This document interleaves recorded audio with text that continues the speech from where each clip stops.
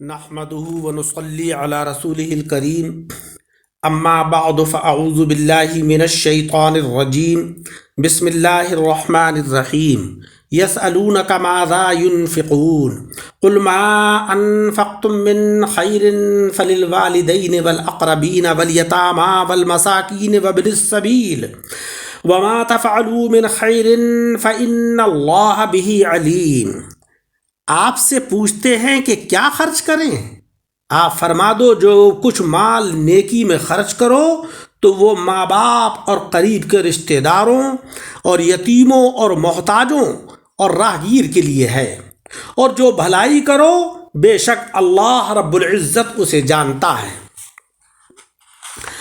اللہ تبارک و تعالی نے آقا علیہ الصلاۃ والسلام سے فرمایا کہ اے نبی صلی اللہ علیہ وسلم، جو لوگ آپ سے خرچ کرنے کے متعلق پوچھتے ہیں کہ کیا خرچ کریں اور کہاں خرچ کریں، انہیں دونوں سوالوں کا جواب دے دو کہ اپنی ضرورت سے بچا ہوا حلال مال راہ الہی میں خرچ کرو، صحیح جگہ خرچ کرو، غلط مصرف پر خرچ کرنا فضول یا نقصان دہ ہے، لہٰذا اپنے ماں باپ کو دو کیونکہ انہی کے دم سے تم دنیا میں آئے ہو، اپنے قرابت داروں کو دو کیونکہ ہر شخص کو اپنے قرابت داروں کے حال کی زیادہ خبر ہوتی ہے۔ اگر تمہارے قرابت دار دوسروں کے سامنے ہاتھ پھیلاتے پھریں تو اس میں تمہاری بھی ذلت اور رسوائی ہے، بہتر ہے کہ تمہاری ضرورتیں آپس میں ہی پوری ہو جایا کریں۔ لاوارث غریب یتیموں کو بھی دو کیونکہ ان کا ولی وارث کوئی نہیں ہے جو ان کی حاجتیں پوری کرے اور نہ وہ خود کمانے پر قادر ہیں، اور مسکینوں اور راہگیروں کو بھی دو تاکہ ان کی فوری ضرورتیں پوری ہو جائیں۔ اس پر ہی کیا موقوف ہے، جہاں تک ہو سکے ہر بھلائی کی کوشش کرو، تمہارے کسی کام سے اللہ رب العزت بے خبر نہیں ہے، وہ تمہیں ضرور اجر عطا فرمائے گا۔ سامعین کرام، اس آیت سے ہمیں معلوم ہوا کہ اپنی ضرورت سے بچا ہوا مال خرچ کرنا چاہیے۔ خیرات کر کے خود محتاج بن جانا اور بھیک مانگنا یہ درست نہیں ہے، لہذا جو لوگ وہ خیرات تو خوب کرتے ہیں اور خود اور ان کے بیوی بچے پریشانی میں زندگی گزارتے ہیں، ان کا یہ فعل مناسب نہیں ہے۔ دوسری بات یہ پتہ چلی کہ حلال مال خرچ کرنا چاہیے، پاک بارگاہ میں پاک مال بھیجو۔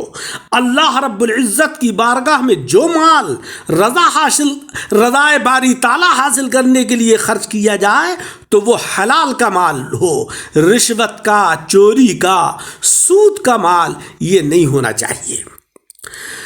ہر قسم کا مال خرچ کرنا بہتر ہے، بھوکے کو کھانا، ننگے کو کپڑا، محتاج کو پیسہ وغیرہ دو، زمین والے زمین بھی خیرات کریں کہ مسجد، مدرسہ، مسافر خانہ بنوائیں، یہ تینوں فائدے لفظ خیر سے حاصل ہوئے ہیں۔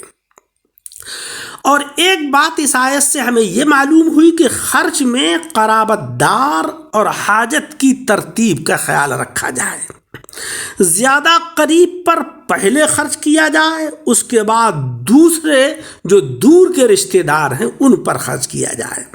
اسی طریقے سے سخت ضرورت مند کو پہلے دیا جائے، پھر معمولی حاجت مند کو دیا جائے۔ جس کے اہل قرابت حاجت مند بیٹھے ہوں اور وہ غیروں کو خیرات دے، وہ اللہ کی بارگاہ میں مقبول نہیں ہے۔ پہلے اپنے قریبی رشتہ داروں کا خیال رکھا جائے، اگر وہ ضرورت مند ہیں تو ان کو دیا جائے، کیونکہ یہاں پر اس آیت میں واو جو آیا ہے درمیان میں وہ اگرچہ ترتیب کے لیے نہیں ہے مگر ذکر کی ترتیب فائدے سے خالی نہیں ہے، کیونکہ اللہ تبارک و تعالیٰ نے آیت کے اندر سب سے پہلے والدین، اس کے بعد اقربین، اس کے بعد یتامہ، اس کے بعد مساکین اور اس کے بعد ابن السبیل کا ذکر فرمایا۔ لہذا ترتیب کے لیے اگرچہ واو نہیں ہے مگر ذکر کے اندر ترتیب ہے، لہذا اس کا پورا خیال رکھنا چاہیے۔ ماں باپ کو زکوٰۃ، فطرہ اور کوئی صدقہ واجبہ دینا جائز نہیں ہے۔ اسی طریقے سے بیوی اور اپنی اولاد کو بھی زکوٰۃ، فطرہ اور صدقہ واجبہ یہ نہیں دیا جا سکتا ہے۔ اس آیت میں انفاق سے صدقہ نفلی مراد ہے، اور اگر صدقہ واجبہ مراد ہو تو یہ آیت زکوٰۃ کے حکم والی آیت سے منسوخ ہے۔ اس یتیم اور مسافر کو صدقہ واجبہ دے سکتے ہیں جن کے پاس مال نہ ہو۔ غنی، یتیم اور مالدار مسافر جو اپنے ساتھ مال رکھتا ہو صدقہ واجبہ نہیں لے سکتا ہے۔ انسان کو جس نیکی کا موقع ملے اس کو کر ڈالنا چاہیے، ہلکا سمجھ کر چھوڑنا نہیں چاہیے۔ ممکن ہے کہ معمولی ہی نیکی اسے اللہ تبارک و تعالیٰ کی بارگاہ میں نجات دلا دے۔ اس آیت کے اوپر ایک اعتراض پیدا ہوتا ہے کہ اس آیت کے شان نزول سے معلوم ہوتا ہے کہ سوال تو یہ تھا کہ کیا خرچ کریں، مگر جواب یہ دیا گیا کہ کہاں خرچ کرو۔ یہ جواب سوال کے مطابق نہیں ہے۔ تو جواب اس کا یہ ہے، اور اس کے چند جواب ہیں۔ ایک یہ کہ سوال دو تھے اور ان دونوں کے جواب دیے گئے۔ پہلا سوال کہ جواب من خیرن ہے، یعنی حلال اور اپنی ضرورت سے بچا ہوا مال خرچ کرو، اور دوسرے کا جواب فللوالدین سے آخر تک آیت میں دیا گیا۔ دوسرا یہ کہ سوال اگرچہ ایک ہی ہو مگر دوسرا جواب اسی لیے دیا گیا کہ یہ زیادہ ضروری تھا۔ تیسرا یہ کہ ان کا سوال معمولی تھا کیونکہ ہر شخص جانتا ہے کہ بچا ہوا مال خرچ کرنا چاہیے۔ انہیں جواب میں بہت ضروری بات بتائی گئی، جس طریقے سے بیمار طبیب سے یہ پوچھے کہ کیا کھاؤں تو طبیب جو ہے وہ جواب دے کہ جو بھی کھاؤ بھوک سے زیادہ مت کھانا اور 2 وقت ہی کھانا، یہ نہایت حکیمانہ جواب ہے۔ من خیرن کی تفسیر سے معلوم ہوا کہ اپنی اور اپنے بال بچوں کی ضروریات سے بچا ہوا مال ماں باپ پر خرچ کرنا چاہیے، حالانکہ ان کا حق تو سب سے مقدم ہے۔ تو سب سے مقدم جب حق ہے تو سب سے پہلے ماں باپ پر خرچ کرنا چاہیے، اپنے بیوی بچوں سے بچا ہوا کیوں؟ تو جواب یہ ہے کہ ماں باپ کا حق احسان سب پر مقدم ہے، کیونکہ والدین ہیں، انہی کے ذریعے سے جو ہے وہ اولاد معرض وجود میں آئی ہے، مگر حق قانونی بیوی بچوں کے بعد ہے۔ بیوی اگر لکھپتی بھی ہو تو تب بھی اس کا خرچہ خاوند کے اوپر واجب ہے، لیکن اگر ماں باپ امیر ہو تو ان کا خرچ اولاد پر واجب نہیں ہے۔ یہ بیوی اپنے نفقے میں شوہر کا سامان قاضی کے ذریعے بکوا سکتی ہے، مگر ماں باپ ایسا نہیں کر سکتے۔ بہرحال حق قانونی بیوی کا مقدم ہے۔ یہاں پر جو تفسیر صوفیانہ ہے وہ یہ ہے کہ خطاب جو ہے وہ روح سے ہے کہ اے روح تو جو خیر یعنی کشف اور الہام پائے اللہ رب العزت کی طرف سے اسے حاجت مندوں کے اوپر صرف کر۔ جسم اور نفس تیرے والدین کی طرح ہیں، انہی کے ذریعے تو اس عالم میں آئی ہے، پہلے ان پر علوم ربانی خرچ کر کے انہی کی اصلاح کر، پھر دیگر اہل قرابت یعنی دل دماغ کو بھی اپنے علم سے فائدہ پہنچا کہ ان سے تجھے قوت حاصل ہوتی ہے۔ اگر یہ جہنم میں گئے تو تو بھی مصیبت میں گرفتار ہوگی، تیری نجات ان کی نجات سے ہے۔ پھر اپنے خیالات، افعال، حرکات، سکنات پر بھی اپنا علم صرف کر، تجھے ان سے بھی بہت قوی تعلق ہے۔ جب ان سب کی اصلاح کر لے تب دوسرے مسافران راہ خدا کی دستگیری کر، اپنی اولاد، اہل قرابت، مریدین، متوسلین کی دستگیری کر۔